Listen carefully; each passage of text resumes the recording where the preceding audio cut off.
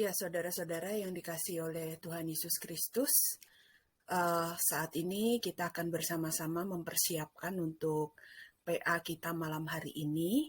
Malam hari ini bacaan diambil dari Bilangan 21 ayat 4 hingga ayat yang ke-9. Bilangan 21 ayat 4 hingga ayat yang ke-9. Saya akan membacakannya bagi kita semua. Setelah mereka berangkat dari Gunung Hor, berjalan ke arah Laut Teberau untuk mengelilingi tanah Edom, maka bangsa itu tidak dapat lagi menahan hati di tengah jalan. Lalu mereka berkata-kata melawan Allah dan Musa.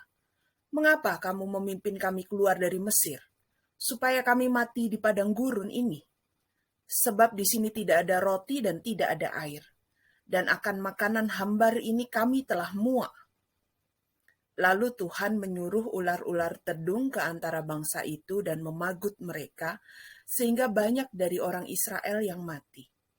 Kemudian datanglah bangsa itu mendapatkan Musa dan berkata, "Kami telah berdosa, sebab kami berkata-kata melawan Tuhan dan engkau. Berdoalah kepada Tuhan supaya dijauhkannya ular-ular itu daripada kami." Lalu Musa berdoa untuk bangsa itu, dan maka berfirmanlah Tuhan kepada Musa, "Buatlah ular tedung dan taruhlah itu pada sebuah tiang. Maka setiap orang yang terpagut, jika ia melihatnya akan tetap hidup." Lalu Musa membuat ular tembaga dan menaruhnya pada sebuah tiang. Maka jika seseorang dipagut ular dan ia memandang kepada ular tembaga itu, tetaplah ia hidup. Ya, saudara-saudara, kita akan melihat terlebih dahulu latar belakang dari bacaan kita pada malam hari ini. Jadi latar belakangnya masih dalam perjalanan Israel dari Mesir menuju ke Kanaan. Dan kalau kita ingat kisah perjalanan Israel ke Kanaan, kita bisa menemukan ada begitu banyak keluhan yang tidak pernah henti yang diajukan, yang ditunjukkan Israel kepada Tuhan. Dan kali ini keluhan itu kembali berkaitan dengan kebutuhan dasar, makan dan minum. Jadi orang Israel membandingkan kehidupan mereka di Mesir dengan kehidupan dalam perjalanan mereka menuju ke Kanaan. Mereka itu sebenarnya sudah diberi kecukupan oleh Tuhan, tetapi mereka tetap memprotes. Mereka tidak mau menerima berkat yang sudah diterima Tuhan dengan alasan sudah bosan, sudah muak dengan makanan yang sudah disediakan oleh Tuhan. Dan kita bisa melihat Israel ini tidak pernah bisa belajar dari pengalaman.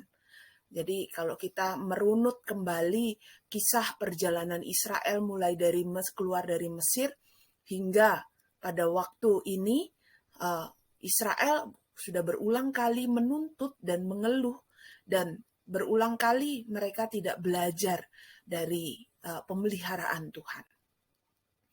Israel dengan mudah hilang kesabaran. Mereka dengan mudah kemudian melawan Tuhan dan Musa karena merasa tidak puas, merasa tidak mendapatkan apa yang mereka inginkan. Dan apa yang kemudian terjadi? Ya, kita bisa melihat kebebalan Israel ini, ketidakpuasan, ketidakmampuan Israel untuk bersyukur akan kecukupan yang diberikan Tuhan. Jadi perjalanan mereka itu memang di padang gurun, saudara-saudara. Jadi sekarang tidak usah perjalanan di padang gurun. Rasanya kalau kita melakukan perjalanan dari satu kota ke kota lain, senyaman-nyamannya perjalanan itu tetap lebih enak ketika kita bisa menetap di satu tempat. Tetapi Israel ini benar-benar luar biasa bebalnya. Ya, tidak saja tidak puas, mereka tidak bersyukur, mereka juga lupa pada peringatan Tuhan. Ya, beberapa kali Tuhan memperingatkan, beberapa kali mereka memberontak, dan Tuhan mengingatkan mereka melalui 10 hukum, melalui hukuman-hukuman. Tuhan memperingatkan mereka dengan baik cara yang halus sampai cara yang keras. Dan kali ini Tuhan kembali memperingatkan Israel dengan ular tedung. Jadi saudara-saudara, ular tedung itu bukan jenis, bukan nama ular seperti ular kobra ataupun ular sanca. Ular tedung itu adalah ular berbisa.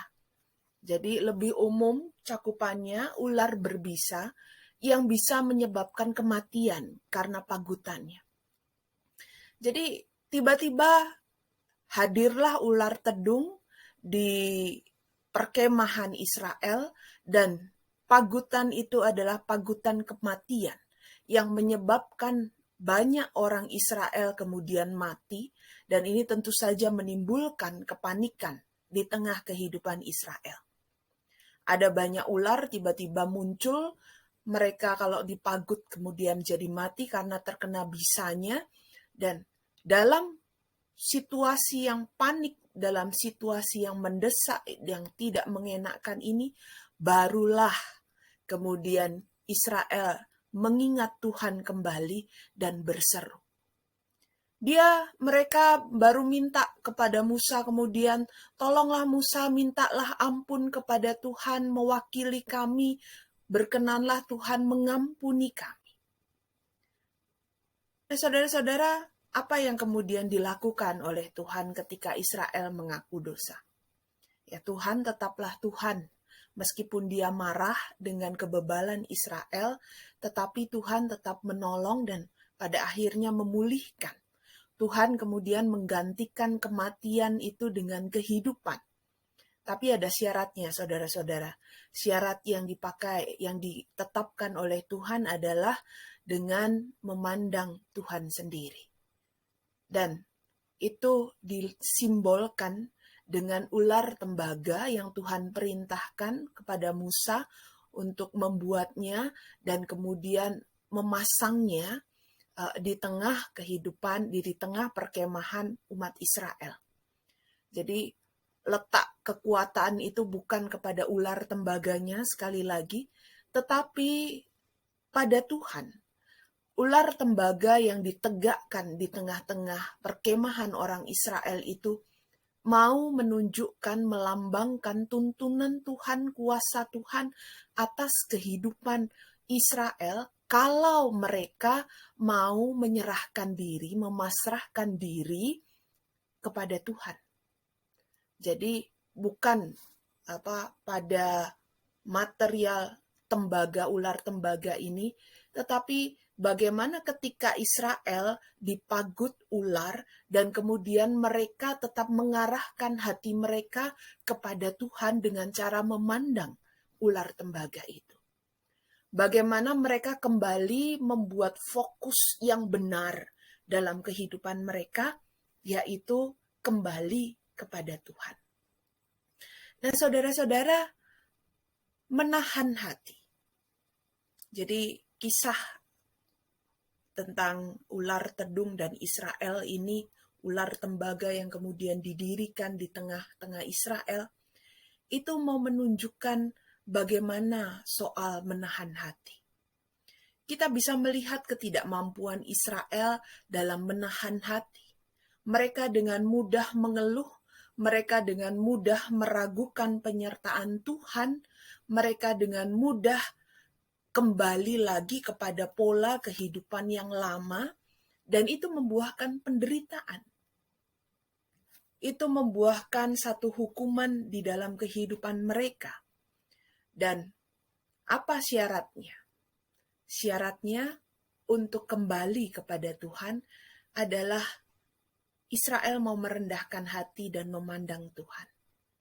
Israel mau memfokuskan lagi kehidupannya, dia mau menahan hati dengan sabar menjalani semua yang harus dijalani, sehingga mereka bisa memperoleh kehidupan kembali. Jadi kalau ngomong soal menahan hati, menahan hati artinya juga kita menahan emosi, menahan keinginan kita yang mungkin berbeda dengan keinginan Tuhan, dan untuk satu tujuan supaya kita bisa tetap hidup di dalam Tuhan. Nah, saudara-saudara, ada 3 pertanyaan pendalaman yang akan kita diskusikan malam hari ini. Yang pertama, ketika mendengar istilah menahan hati, apa yang saudara pikirkan? Yang kedua, dari pengalaman hidup saudara, apakah saudara pernah menjumpai hal-hal yang membuat kita hilang kesabaran dan menimbulkan kemarahan? Apa dampaknya dalam kehidupan saudara? Dan yang terakhir, sikap hidup seperti apa yang bisa dikembangkan agar senantiasa dapat menahan hati? Baik saudara-saudara, kita akan berjumpa dalam PA malam hari ini melalui WA Group PA Online. Selamat sore.